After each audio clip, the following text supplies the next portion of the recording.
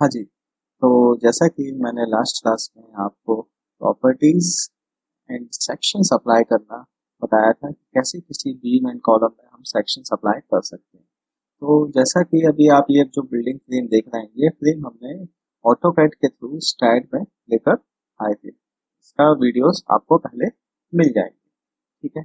अब मैं चाह रहा हूँ कि इस पूरे फ्रेम में हमें रेक्टेंगुलर सेक्शंस अप्लाई करने हैं, बीम्स एंड कॉलम्स दोनों में ही रेक्टेंगुलर सेक्शंस अप्लाई करने हैं। आप देख रहे होंगे ये फ्रेम हमें यहाँ पे दिख रहा है, इसमें हम चाह रहे हैं सेक्शन अप्लाई करना। बट इसमें सेक्शन अप्लाई करने से पहले हम कुछ क्राइटेरियाज के बारे में पहले आपसे कुछ डिस्कस करेंगे। देखिए, मैं कुछ एग्जांपल्स यहाँ पे पहले दूंगा कि सपोज अगर मैं कंसिडर करूँ कि इस पर्टिकुलर बिल्डिंग में अर्थक्वेक आ जाता है, मतलब एक ये बिल्डिंग है जिस लोकेशन पे भी बन रहा है और उस लोकेशन पे अर्थक्वेक आएगा, अर्थक्वेक आ रहा है सपोज। तो सपोज अगर अर्थक्वेक ये वाले डायरेक्शन से आता है, इस डायरेक्शन से, तो ये बिल्डिंग आपका इस डायरेक्शन पे डिफ्लेक्ट करेगा, ऐसा डिफ्लेक्ट करेगा। और सपोज अगर बिल्डिंग आपका अर्थक्वेक सपोज ये वाले डायरेक्शन से आएगा, तो बिल्डिंग ऐसा डिफ्लेक्ट करेगा। तो यहाँ पर एक क्वेश्चन आपका राइज होता है कि डिफ्लेक्शन किस साइड ज्यादा होगा, ये वाले डायरेक्शन पे डिफ्लेक्शन ज्यादा करेगा बिल्डिंग, ये वाले डायरेक्शन पे डिफ्लेक्शन ज्यादा करेगा। तो डेफिनेटली सभी का आंसर ये होगा कि सर बिल्डिंग इस डायरेक्शन पे ज्यादा डिफ्लेक्ट करने वाली है। इस डायरेक्शन पे बिल्डिंग का डिफ्लेक्शन मतलब along the direction of Z, earthquake की वजह से जो डिफ्लेक्शंस आएंगे वो डिफ्लेक्शंस कम रहेंगे, and along the direction of x जो डिफ्लेक्शंस रहेंगे वो ज्यादा रहेंगे। तो इसका सबसे बड़ा रीजन ये है कि बिल्डिंग जो है एक्स डायरेक्शन पे कम स्टिफ है एंड जेड डायरेक्शन पे बिल्डिंग का स्टिफनेस ज्यादा है। ठीक है, आई थिंक आप ये चीज समझ गए होंगे। ठीक, अब मैं आगे बढ़ता हूँ। अब मैं बात करूंगा सेक्शन अप्लाई करने की। अब सपोज मैं इस पर्टिकुलर बिल्डिंग को टॉप से देखता हूँ, view from plus Y, top से। तो अब देखिए, जब हम रेक्टेंगुलर सेक्शंस अप्लाई करते हैं तो रेक्टेंगुलर सेक्शंस में एक क्वेश्चन उठता है। जैसे रेक्टेंगुलर सेक्शन सपोज मैं डिफरेंट टाइप्स ऑफ सेक्शंस की बात करूं, जैसे 9x9 इंच, तो हमारा ये तो इसका स्क्वायर सेक्शन है। बट अगर सपोज मैं 9x12 इंच का सेक्शन लेता हूँ, 9x15 इंच का लेता हूँ, 9x18 इंच का लेता हूँ, तो उस केस में सबसे बड़ा क्वेश्चन एक अराइज होता है, वो ये अराइज होता है कि सर 9x12 अगर मेरे को कॉलम सपोज इस पर्टिकुलर यहाँ पर एक कॉलम है, इधर पे एक कॉलम आपको मिलेगा। सपोज मैं चाह रहा हूँ कि इस कॉलम में मेरे को 9x12 का सेक्शन अप्लाई करना है या 9x15 का सेक्शन अप्लाई करना है। तो इधर क्वेश्चन ये उठता है कि मैं 9x15 में 15 किस साइड जाऊं, 15 में हॉरिजेंटली मतलब एक्स डायरेक्शन पे डिफाइन करूं या 15 इंच में जेड डायरेक्शन पे डिफाइन करूं, ये एक क्वेश्चन उठता है। तो इस क्वेश्चन का आंसर आपको स्टिफनेस से ही पता चलेगा। स्टिफनेस से कैसे, जैसे कि अभी हम इस पूरे ओवरऑल बिल्डिंग की बात कर रहे थे, तो इस बिल्डिंग में हमने देखा कि बिल्डिंग एक्स डायरेक्शन पे कम स्टिफ है और जेड डायरेक्शन पे बिल्डिंग का स्टिफनेस ज्यादा है।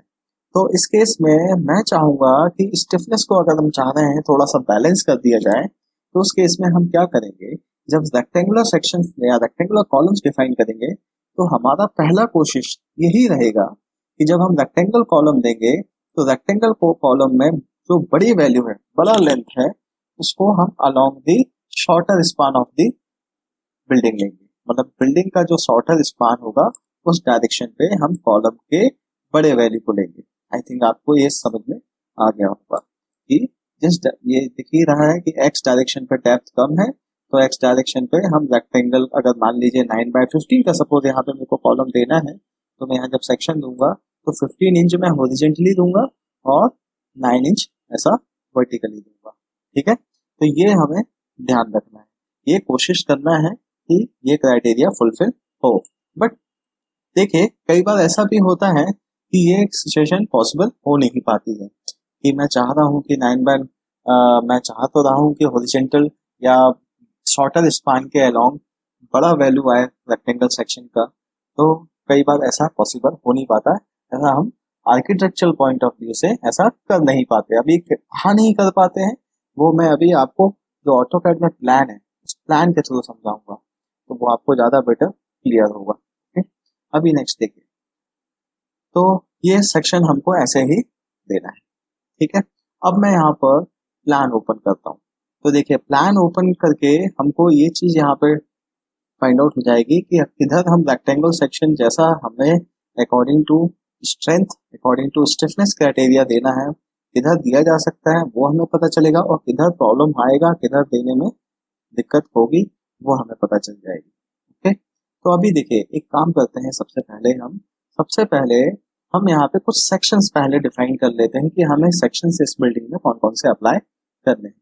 तो सपोज मैं यहाँ पर डिफाइन में जाकर 3 सेक्शंस सपोज पिक कर लेता हूँ।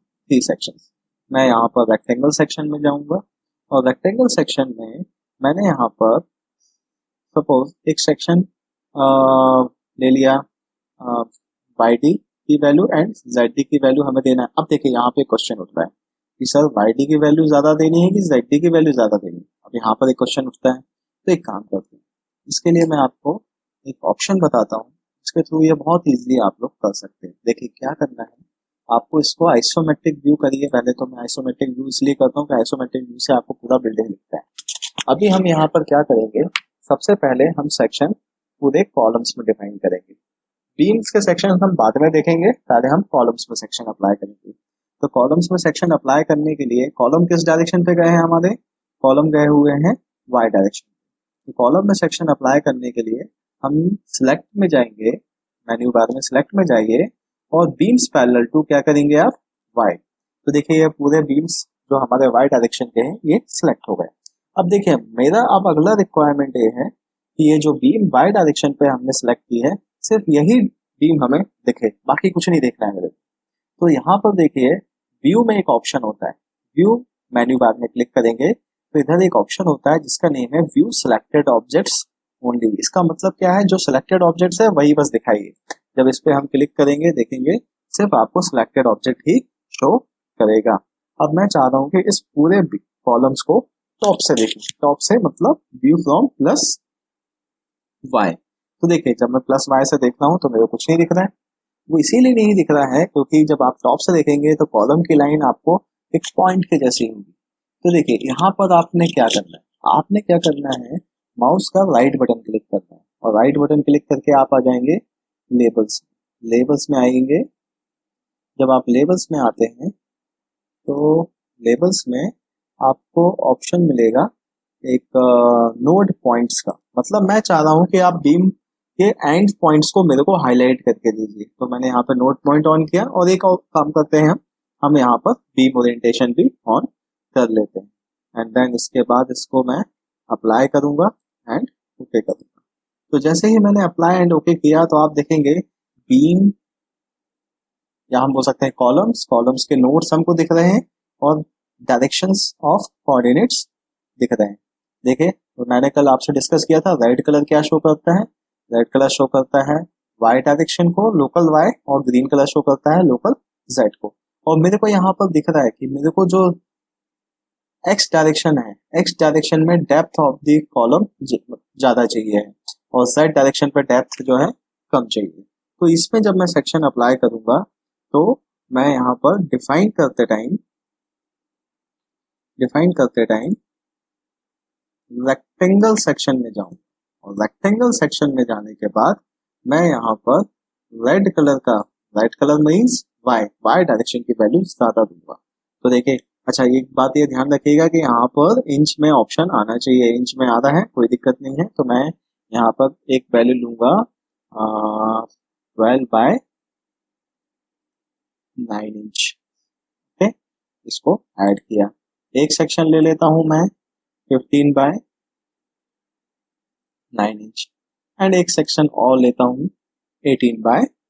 ओके, अब देखिए यहाँ पर एक क्वेश्चन और उठता है कि सर एक वैल्यू हम बस बढ़ाते जा रहे हैं, एक वैल्यू को हम चेंज कर रहे हैं, 9 inch, 12 inch, 15 inch, 18 inch, but एक वैल्यू को फिक्स रखा हुआ है 9 इंच, ऐसा क्यों? तो इसका मैं अभी आपको आंसर देता हूँ। ओके, तो अभी देखिए मैं इसको यहाँ पर क्लोज करता हूँ।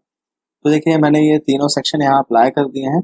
अब मैं इस सेक्शंस को कैसे यहाँ पर अप्लाई करूंगा वो मैं आपको बताता हूँ। देखिए क्या होता है, जनरली जो कॉर्नर्स के कॉलम्स होते हैं इनमें सबसे कम लोड होता है। कॉर्नर का कॉलम्स होते हैं उसमें सबसे मिनिमम लोड मिलेगा आपको। क्यों? क्योंकि कॉर्नर के कॉलम्स में सिर्फ 2 बीम्स के लोड्स आते हैं। मतलब आप देखेंगे इस पर्टिकुलर कॉलम से एक बीम ये कनेक्ट होगा, एक बीम यहाँ से कनेक्ट होगा, तो ये पर्टिकुलर कॉलम पे लोड कम होगा कंपैरेटिवली जो बीच वाले कॉलम्स हैं। अब जैसे ये जो रनिंग कॉलम्स दिख रहे होंगे आपको, ये वाले, ये कॉलम्स जो आपको दिख रहे होंगे, ये कॉलम्स में लोड कॉर्नर कॉलम से थोड़ा से ज्यादा होंगे, और जो आपको बीच में जो ये कॉलम्स दिख रहे हैं इनमें लोड सबसे ज्यादा होगा। क्यों? क्योंकि ये जो बीच वाले कॉलम्स हैं इनमें चारों डायरेक्शन के बीम्स के लोड आ रहे हैं, चारों डायरेक्शन पे स्लैब्स भी हैं, तो इस पे लोड ज्यादा होगा।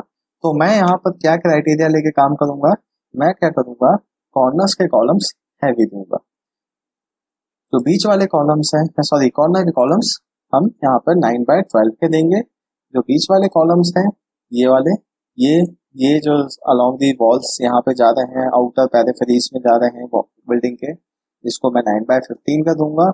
और जो बीच में सेक्शंस हैं, बीच में कॉलम्स हैं, इनको 9/18 का दूंगा। ओके, तो मैं इसको अप्लाई करता हूँ। तो देखिए इसको कैसे एक एक करके अप्लाई करेंगे। सबसे पहले ऊपर वाले कॉलम सेक्शन को हम पिक करेंगे और कंट्रोल बटन, आपने कंट्रोल बटन प्रेस करके इसको सिलेक्ट करना है। आप देखिए जब मैं यहाँ पे कंट्रोल बटन प्रेस करके बॉक्स बना रहा हूँ तो इसके पीछे जो कॉलम्स हैं वो डेफिनेटली सिलेक्ट हो रहे हैं। मैंने इधर से इसको सिलेक्ट किया, कंट्रोल बटन प्रेस किया हुए ही इसको सिलेक्ट किया एंड देन इसको सिलेक्ट किया और सिलेक्ट कर कर असाइन टू सिलेक्टेड बीम कर दिया। जब असाइन टू सिलेक्टेड बीम कर कर मैंने इसको यस किया तो आप देखेंगे ये सिलेक्ट हो चुका है। अब नेक्स्ट हमें सेक्शन चाहिए है 9/15 का, तो मैं 9/15 सेक्शन इसमें अप्लाई करूंगा। तो 9/15 सेक्शन इसमें भी अप्लाई करूंगा। ये सभी को कंट्रोल बटन मैंने प्रेस किया हुआ है, इसको सबको सिलेक्ट करूंगा, इसको भी सिलेक्ट करूंगा आउटर पूरा पेरिफेरी में और असाइन टू सिलेक्टेड बीम कर दूंगा। अब बचता है 9/18 सेक्शन। तो 9/18 मैंने सेक्शन इसमें ये अप्लाई यहाँ पर कर दिया। ठीक है, तो मैंने इस तरीके से क्या किया है, सारे कॉलम्स में सेक्शन अप्लाई कर लिया है।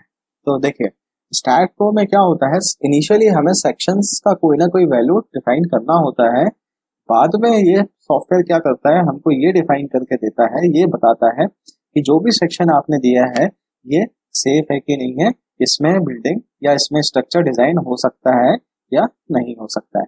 तो आप देखेंगे यहाँ पर सेक्शन आ चुका है और अभी सेक्शन आ चुका है। तो मैं अगर इसको राइट क्लिक करके 3D रेंडर करके आपको शो करूंगा तो आप देखेंगे यहाँ पर ये सेक्शंस आपको दिख रहे हैं। क्लियर है? अभी देखिए अगर आप चाह रहे हैं कि अब ये मैंने सेक्शन दे दिया है, आइसोमेट्रिक व्यू करना है, तो आइसोमेट्रिक व्यू जब आप करेंगे तो देखिए इस तरीके से आपको ये सेक्शन दिखेगा, बहुत ही हौच पौच होता है। तो एक काम करते हैं, अभी इसको टॉप से ही देखेंगे, टॉप से आप देखिए। अब सपोज मैं चाह रहा हूँ कि सेक्शंस मेरे को यहाँ पर ही दिखे, यहाँ पर ही सेक्शंस प्रोफाइल दिखे, तो आप इसके लिए क्या करिए, माउस राइट क्लिक करके लेबल्स सॉरी स्ट्रक्चर्स डायग्राम में जाए। स्ट्रक्चर्स डायग्राम में जाकर आपने यहाँ पर ऑन करना है फुल सेक्शंस ऑन करके अप्लाई करके ओके कर देना है। जब अप्लाई एंड ओके किया तो आपको यहाँ पर देखिए सेक्शन ये दिख रहे हैं। अच्छा, अभी सेक्शन इसलिए प्रॉपर और भी नहीं दिख पा रहा है क्योंकि हमारा लोकल कोऑर्डिनेट सिस्टम ऑन है। अभी देखिए लोकल कोऑर्डिनेट सिस्टम का यूज तो हो चुका है हमारे लिए राइट नाउ। तो मैं इसको एक काम करता हूँ, इसको ऑफ करता हूँ। मैं राइट क्लिक करके यहाँ पर बीम ओरिएंटेशन ऑप्शन को ऑफ कर दूंगा। तो आप देखेंगे यहाँ पर आपको हर पर्टिकुलर कॉलम के ऊपर सेक्शंस आपको दिख रहे हैं। आपको यहाँ पे देखिए समझ में आएगा, कॉर्नर्स के कॉलम्स के सेक्शंस छोटे हैं, ये वाले थोड़े बड़े हैं और ये सबसे बड़े हैं। क्लियर है? अब नेक्स्ट देखिए, अब मैं क्राइटेरिया के बारे में डिस्कस करूंगा कि किधर ये मैच, डेफिनेटली मैं चाह रहा हूँ कि बड़ी वैल्यू एक्स डायरेक्शन पे ही आए, बट ऐसा कई बार पॉसिबल नहीं हो पाएगा कि ऐसा हो सके। तो ये हमें कहाँ से पता चलेगा, ये हमें प्लान से पता चलेगा। तो मैं अभी आपके सामने प्लान ओपन करता हूँ। देखिए ये वही प्लान है जिसपे अभी हम वर्क कर रहे हैं। ओके, तो देखिए क्या होता है। अच्छा, एक और क्वेश्चन उठता था कि 9/12 इंच, 9/15 इंच, 9/18 इंच ही क्यों दे रहे थे। तो देखिए इसका सबसे बड़ा रीजन ये है कि हमारा जो मेन पर्पस होता है कॉलम्स डिफाइन करने का, उसमें पहली कोशिश ये होती है कि जो भी कॉलम हम दें वो कॉलम वॉल के अंदर ही छिप जाए, वॉल के अंदर ही छिप जाए, मतलब वो हमें रूम्स में ना दिखे।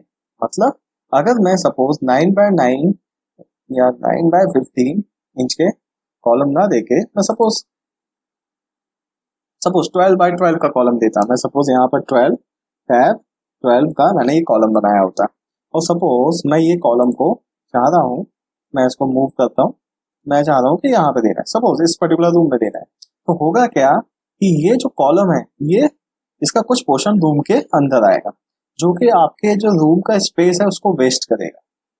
इसीलिए हमारा पहला कोशिश यही होता है कि जब भी हम कोई सेक्शन रेक्टेंगुलर कॉलम दें तो कॉलम्स में एक वैल्यू को 9 इंच ही रखें, ताकि पर्टिकुलर एक डेप्थ जो कॉलम का है वो अलोंग दी वॉल छिप जाए, वॉल से ना दिखे। ओके, क्योंकि पहला कोशिश यही होता है कि हमें कॉलम्स को छिपाना है, कॉलम्स को रूम में कम से कम लेकर आना है। ओके, तो इसी वजह से हम एक वैल्यू को 9 इंच और दूसरे वैल्यू को ही बस हम चेंज करते हैं, 9 by 12, 9 by 15, 9 by 18 ऐसा। ओके, अच्छा, कई बार ऐसा केस होता है कि हम बड़े 9 by 18 भी गए, 9 by 24 भी गए, तो भी हमारा कॉलम पास नहीं होता है, या कॉलम पे लोड इतना ज्यादा है कि वो पास ही नहीं होता है, तो उस केस में डेफिनेटली हम सेकंड वैल्यू को भी बढ़ा सकते हैं। मतलब ऐसा कोई फिक्स नहीं है कि हमेशा 9 इंच को ही फिक्स रखना है, हम 9 को 12 भी कर सकते हैं, 12 by 12 भी कर सकते हैं, 12 by 15 भी कर सकते हैं, बट ये हम रेयरली करते हैं। मतलब जब हमें एक मजबूरी हो जाती है कि हाँ कॉलम्स हमारा पास ही नहीं हो रहा है, या कॉलम के ऊपर लोड इतना ज्यादा है कि हम ऐसा कॉलम नहीं बना पा रहे हैं, तो उस केस में हम दोनों डायरेक्शन पे वैल्यूज कॉलम्स की सेक्शंस की बढ़ाते हैं। ठीक है, अब देखिए यहाँ पर मैं वो डिस्कस करने वाला हूँ आपसे। मैंने 3 सेक्शंस आपको अप्लाई किए थे। एक सेक्शन यहाँ पर मैं बना लेता हूँ 9 by 12 का, एक मैं बना लेता हूँ 12 by 9 का, हॉरिजॉन्टल वैल्यू मेरे को बढ़ा देना है। ओके, फिर एक सेक्शन में यहाँ पर देता हूँ 15 by 9 का, फिर एक सेक्शन और देता हूँ 18 by 9। ओके, अब देखिए मैंने जैसे कि ये सेक्शन यहाँ पे दिया, तो देखिए यहाँ पर क्या है, ये वाले डायरेक्शन पे भी 9 इंच का वॉल है, इस डायरेक्शन पे भी 9 इंच का वॉल है। मतलब जब मैं ये कॉलम को मैं इसको कॉपी या मूव करता हूँ, मैं इस कॉलम को उठाकर यहाँ पे रखूंगा, तो ये कॉलम हमारा वॉल में छिप जाना है। तो यहाँ पे कोई इशू नहीं है, यहाँ पे हम ऐसा ही कॉलम को रखेंगे। सेम यहाँ पे भी देखिए कोई प्रॉब्लम नहीं है, यहाँ पे भी ऐसा हम रख सकते हैं। इधर पे देखेंगे तो इधर भी कोई प्रॉब्लम नहीं है, क्योंकि इस डायरेक्शन पे भी 9 इंच है, इस डायरेक्शन पे भी 9 इंच है। देखिए आपको समझ में आता होगा कि इधर पे भी 9 इंच है, इधर पर भी 9 इंच ही है, और इधर आएंगे तो इधर पे भी ये 9 इंच का ही वॉल थिकनेस आपको है। मैं ऐसे ही अभी अंदाजे से रखता हूँ इसको यहाँ पर। ठीक है, ये रखा। अब लेकिन देखिए जब इधर आएंगे तो इधर क्या होगा, जो कॉलम है उसका कुछ पोर्शन आपका बाहर आएगा, कुछ पोर्शन आपका ये बाहर की तरफ आएगा, जो कि इनकेस अगर आप यहाँ पे गेट देंगे तो गेट आपका थोड़ा सा शिफ्ट हो जाएगा, क्योंकि कॉलम इतना एरिया आपका किसमें कवर हो जाता है, कॉलम में कवर होता है। तो आप यहाँ पर ये आपका क्राइटेरिया, ये आपको सोचना है। आप चाहें तो ऐसा ही कॉलम रख सकते हैं, या फिर आप चाह रहे हैं कि नहीं मेरे को कॉलम तो वॉल के अंदर ही रखना है, तो आप इसको रोटेट कर सकते हैं। इस कॉलम को आप, मैं जो 12 इंच है वो 12 इंच आप इसी डायरेक्शन पे, वर्टिकल डायरेक्शन पे दे सकते हैं। तो यहाँ पे अगर सपोज मैं यही डिसाइड करता हूँ कि नहीं मेरे को इसको वर्टिकल डायरेक्शन पे ही रखना है बड़े वैल्यू को, तो यहाँ पर आप क्या चाहेंगे कि इस सेक्शन को रोटेट कर दिया जाए, इस सेक्शन को रोटेट कर दिया जाए। तो इस सेक्शन को रोटेट करने के लिए हम यहाँ पे क्या यूज करेंगे, बीटा एंगल। आपको सिंपल बीटा एंगल में जाकर क्रिएट बीटा एंगल क्लिक करना है, और एंगल इन डिग्री में यहाँ पे एंगल कितना देना है, 90 डिग्री। जब 90 डिग्री का बीटा एंगल हमने यहाँ पे प्रोवाइड किया, हमें सिर्फ इसमें इसको असाइन करना है। तो मैं इसको असाइन टू सिलेक्टेड बीम करूंगा, ये देखिए बीटा एंगल यहाँ पर 90 डिग्री का आ चुका है। ओके, अब नेक्स्ट हम आ जाते हैं बाकी सेक्शंस को डिस्कस करते हैं। अब देखिए, अब मैं आ जाता हूँ यहाँ पर। देखिए यहाँ पर मैंने 9 by 15 का सेक्शन दिया था, यहाँ पर भी 9 by 15 का दिया हुआ था। तो देखिए अगर मैं 9 by 15 के सेक्शन को अप्लाई करता हूँ, मैं इसको कॉपी पिक करता हूँ और मैं ऐसे ही इसको अप्लाई करना चालू करता हूँ, तो देखिए यहाँ पे पॉसिबल है कि ये सेक्शन हम दे सकते हैं, पॉसिबल है डेफिनेटली। ठीक है, यहाँ पे भी पॉसिबल है, क्योंकि जिस डायरेक्शन पे बड़ा वैल्यू है उस डायरेक्शन पे हमारा 9 इंच का ही बॉल जा रहा है। क्लियर है, तो यहाँ प्रॉब्लम नहीं आएगा। हाँ, अब देखिए यहाँ पर जब आपने 9 by 12 का सेक्शन, 9 by 15 का सेक्शन देंगे, तो डेफिनेटली यहाँ पे कॉलम का कुछ पोर्शन इस रूम के अंदर आएगा। टॉयलेट जो है, जो वॉशरूम है, वॉशरूम का कुछ एरिया आपका कॉलम से चला जाएगा, कॉलम वो स्पेस को ले लेगा। सिमिलरली यही प्रॉब्लम यहाँ पर भी ये आएगा, यहाँ पे भी क्या होगा, कुछ पोर्शन आपका कॉलम जो है वो वॉशरूम का ले लेगा। सिमिलरली इधर आएंगे तो यहाँ पर तो देखिए कोई, यहाँ पर तो आप देखेंगे तो ये डायरेक्शन पे भी 4.5 इंच की वॉल है, इस डायरेक्शन पे भी 4.5 इंच की वॉल है। तो आप कॉलम कैसा भी रख लें, कुछ पोर्शन तो आपको रूम में दिखना ही दिखना है। तो उस केस में फिर हम डेफिनेटली हम स्टिफनेस को ही क्राइटेरिया लेके काम करेंगे। यहाँ पे आर्किटेक्चरल पॉइंट ऑफ व्यू को आप भूल जाएंगे, आप इसको यहाँ पर रख सकते हैं ऐसा। ओके, मैं इसको कैंसिल करता हूँ। अब देखिए, लेकिन यहाँ पर क्या हो रहा है, यहाँ पे तो रूम पे आ रहा है। तो अब देखिए यहाँ पे फिर मैंने जैसे कि पहले भी बोला, ये आपका पॉइंट ऑफ व्यू है कि आप चाह रहे हैं क्या कि कॉलम का स्टिफनेस या बिल्डिंग स्टिफनेस मेंटेन हो सके हमारा, तो आप इसको ऐसे ही रहने दे सकते हैं। या फिर आप चाह रहे हैं नहीं, मेरे को आर्किटेक्चरल पॉइंट ऑफ व्यू से ऐसा बिल्कुल भी रिक्वायरमेंट नहीं है, ये generally architectural point of view से कॉलम कई बार हमारे रूम के शेप को बिगाड़ देते हैं। तो इस केस में आप इसको रोटेट कर सकते हैं, ये आपका ही क्राइटेरिया है, आपको ही सोचना पड़ेगा। तो मैं यहाँ पर बीटा एंगल सपोज इसमें सपोज मैं बीटा एंगल दे देता हूँ। तो मैंने यहाँ पर ये दोनों को सिलेक्ट करके इस पर्टिकुलर को रोटेट कर दिया। अब नेक्स्ट आते हैं यहाँ पर, तो देखिए अब इसमें आइए नीचे, तो देखिए यहाँ पर भी सेम वैसे ही सेम प्रॉब्लम आने का है कि आप जब यहाँ पर कॉपी पिक करेंगे और जब इसको इधर पे लेकर आएंगे, देखिए तो ये भी बाहर आएगा, आएगा ही आएगा। इधर करेंगे तो यहाँ पे ये डोर का स्पान काफी मतलब गैप कर देगा। मतलब अगर मैं यहाँ पर कॉलम रखूंगा तो ये गैप और हो जाएगा, ये गैप और हो जाएगा, डोर थोड़ा सा और साइड में शिफ्ट हो जाएगा। और सेम यहाँ पर भी वही होना है, यहाँ पर भी कॉलम क्या होगा, रूम के अंदर आएगा।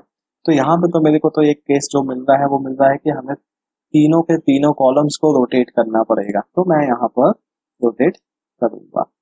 तो मैंने इसको सिलेक्ट करके असाइन टू सिलेक्टेड किया। फिर नेक्स्ट में आता हूँ आगे। तो देखिए इसी तरीके से करते आना है, हमको प्लान के थ्रू चीजों को डिसाइड करना है। अब यहाँ पे देखिए, ये ओपन स्पेस वैसे भी हमारे कोई यूज का, हमारे यूज का मतलब हम वहां पर हमें जाना नहीं है, सिर्फ ये स्पेस ऐसा रहेगा जो हमारे वेंटिलेशन का काम करेगा। तो इस केस में यहाँ पे हम पॉसिबल है कि हम स्टिफनेस को क्राइटेरिया लेके चलेंगे। मतलब मैं अगर इसको इधर से कॉपी करके इधर लेके आता हूँ तो ये हमारे लिए ओके है। सिमिलरली यहाँ पर आप देखेंगे कि हॉरिजेंटली देखा जाए या वर्टिकली देखा जाए, आपके 4.5 इंच का ही वॉल आ रहा है। तो यहाँ पे आप चाहे कॉलम ऐसा रख लें चाहे ऐसा में रख लें, वो उस कॉलम का कुछ पोर्शन तो डेफिनेटली आपका आएगा ही आएगा, रूम के अंदर आपको दिखेगा ही।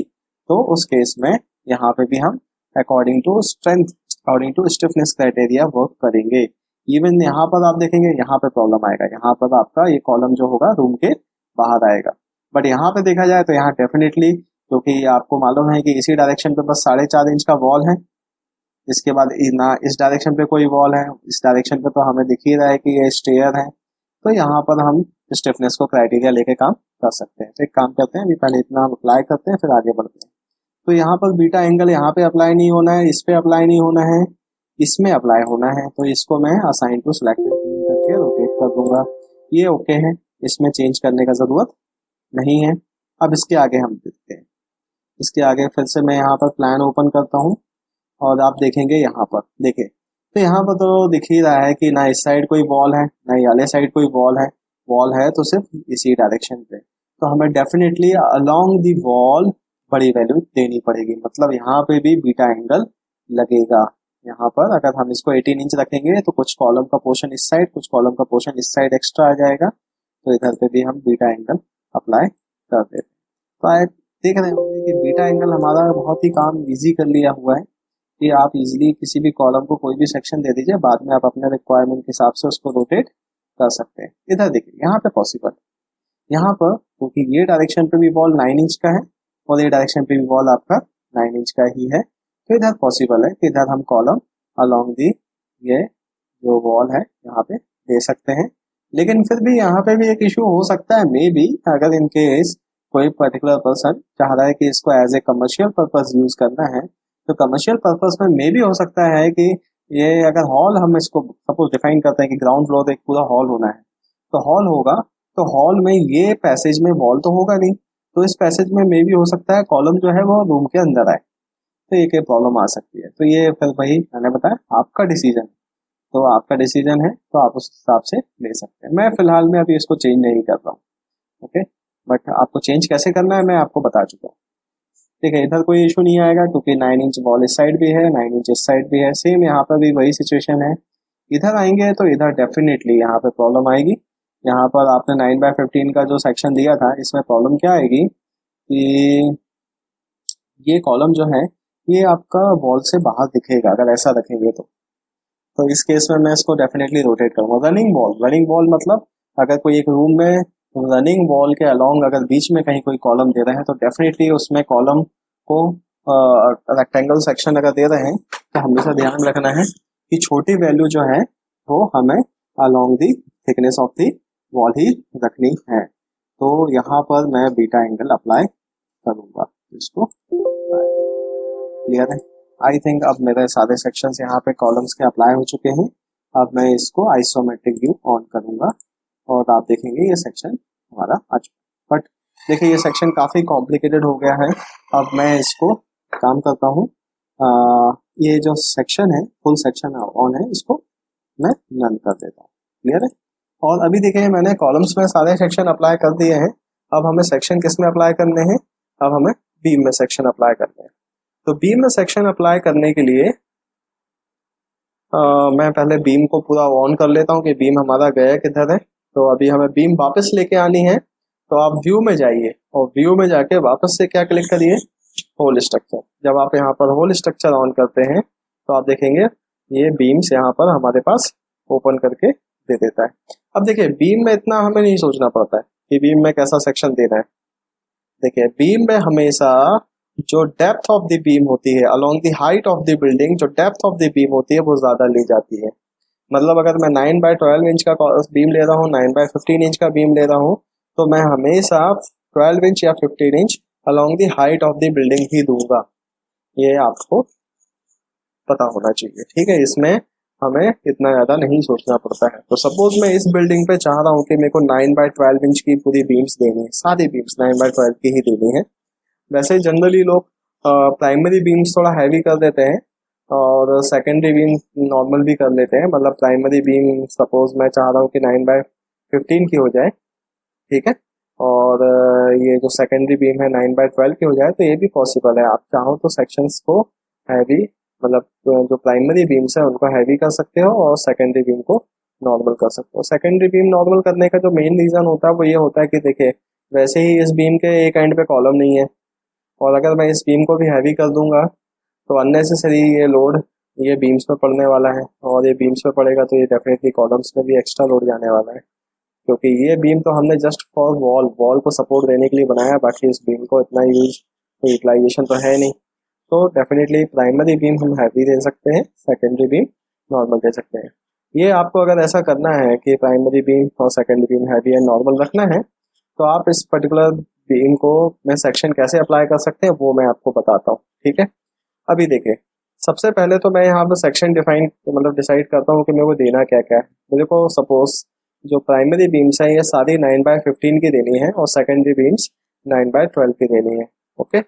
तो इसके लिए अभी हम क्या करेंगे, या मैं एक काम करता हूँ, मैं बोलता हूँ कि 9/12 जो है प्राइमरी बीम और सेकेंडरी बीम 9/9 की देना है, ओके। तो ये हम कैसे करेंगे, इसको हम पूरे फ्रेम को टॉप से देखेंगे, या फिर एक काम करिए सिलेक्ट में जाइए, बीम पैरेलल टू एक्स करिए और सिलेक्ट में ही जाइए और बीम पैरेलल टू जेड करिए, और फिर व्यू में जाकर व्यू सिलेक्टेड ऑब्जेक्ट्स ओनली करिए और इस पूरे फ्रेम को टॉप से देखिए। टॉप से आप देखेंगे, टॉप मतलब व्यू फ्रॉम प्लस वाई करेंगे।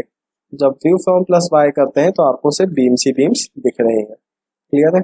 अब देखिए जब ये बीम्स दिख रही हैं, मैं अगेन आइसोमेट्रिक व्यू करता हूँ, तो अब यहाँ पे मेरे को सेक्शन देना है, लेकिन अब ये डिसाइड करना है कि वाई में क्या वैल्यू जाएगा, जेड में क्या जाएगा। तो इसके लिए मैं एक काम करता हूँ, राइट क्लिक करके लेबल्स में जाके बीम ओरिएंटेशन ऑन करता हूँ और बीम ओरिएंटेशन ऑन करके अप्लाई एंड ओके करता हूँ। तो आपको यहाँ पे दिख रहा होगा कि रेड एरो ऊपर, हर बीम में रेड डायरेक्शन का एरो ऊपर ही जा रहा है, रेड डायरेक्शन का एरो आपको ऊपर की तरफ दिख रहा है। क्लियर है। तो अभी हम यहाँ पे क्या करेंगे, हमें समझ में आ गया रेड कलर मतलब आपका वाई डायरेक्शन होगा। तो आपने देखा ही है कि हमने वैसे भी यहाँ पे वाई की वैल्यू ज़्यादा ही दे के रखी हुई है। ये देखिए, एक सेक्शन और ऐड कर लूँगा मैं, यहाँ पर डिफाइन में जाऊँगा और एक सेक्शन यहाँ पे ऐड करूँगा 9 इंच बाय 9 इंच का। तो मैंने यहाँ पे rectangle section 9 inch by 9 inch का ये ऐड कर दिया। अब मैं चाह रहा हूँ ये सेक्शन अप्लाई करना है जितने भी सेकेंडरी बीम्स है। तो सेकेंडरी बीम कौन कौन से थे, एक ये था, कंट्रोल बटन दबा के रखेंगे और जो सेकेंडरी बीम्स है उसमें ये अप्लाई करेंगे। ये इतनी बीम्स हमारी, ये भी बीम हमारी 9x9 की थी, इसको मैंने असाइन टू सिलेक्टेड बीम कर दिया। ठीक है, अब बचता है हमें 9x12। 9x12 ये है सेक्शन, ये देखिए ये सेक्शन 9x12 है। इसको मैं सेलेक्ट करता हूँ, इसको इस पे, इसमें ये ये बीम्स में, या फिर इसको देखिए, इसको और भी एक बढ़िया मेथड है जिसके थ्रू हम चाहें तो एक सारी बीम को एक बार में सेलेक्ट कर सकते हैं। उसका मेथड है, आप सेलेक्ट में जाइए और सेलेक्ट में जाके बाय मिसिंग एट्रीब्यूट में जाइए, बाय मिसिंग एट्रीब्यूट, और बाय मिसिंग एट्रीब्यूट में मिसिंग प्रॉपर्टी पे क्लिक करिए। मिसिंग प्रॉपर्टी का मतलब ये है कि मैं चाह रहा हूँ कि आप उस सेक्शन को पिक करिए जिसमें ये असाइन नहीं हुआ है, कोई भी सेक्शन असाइन नहीं हुआ, उस बीम को सिलेक्ट करिए। तो जब मैं मिसिंग प्रॉपर्टी क्लिक करूंगा तो वो सारी बीम आपके सामने हाईलाइट हो जाएंगी जिसमें अभी सेक्शन अप्लाई नहीं हुआ है, और इसको सिलेक्ट करके मैं इसको असाइन टू सिलेक्टेड बीम कर दूंगा। तो जैसे ही मैंने असाइन टू सिलेक्टेड बीम किया तो इसमें असाइन हो चुका है। बहुत हौच पौच हो रहा है, एक काम करते हैं, राइट क्लिक करके लेबल्स में जाके ये ओरिएंटेशन ऑफ कर देता हूँ। ओरिएंटेशन सिर्फ इसलिए समझाया था कि इससे हमें डायरेक्शन ऑफ द कोऑर्डिनेट्स पता चले। ठीक है, वाई एंड जेड की वैल्यू पता चले कि वाई जेड किस साइड होना है। अब नेक्स्ट आते हैं, मैं सेक्शन पूरा अप्लाई कर चुका हूँ। अब मैं चाह रहा हूँ पूरा फ्रेम मेरे को दिखे, तो मैं व्यू में जाके यहाँ पर क्या क्लिक करूंगा, होल स्ट्रक्चर, तो ये पूरा स्ट्रक्चर आ जाएगा। और अभी 3D रेंडर आप जब करेंगे, 3D रेंडर में आपको प्रॉपर चीजें समझ में आएंगी। तो आप देखेंगे ये फ्रेम हमारा विथ सेक्शन अब बन चुका है। क्लियर है, आई थिंक आपको ये समझ में आ चुका होगा। अब आगे का क्लास में मैं आपसे प्रॉपर्टीज, लोड्स एंड सपोर्ट के बारे में डिस्कशन करूंगा। अभी के लिए इतना है। थैंक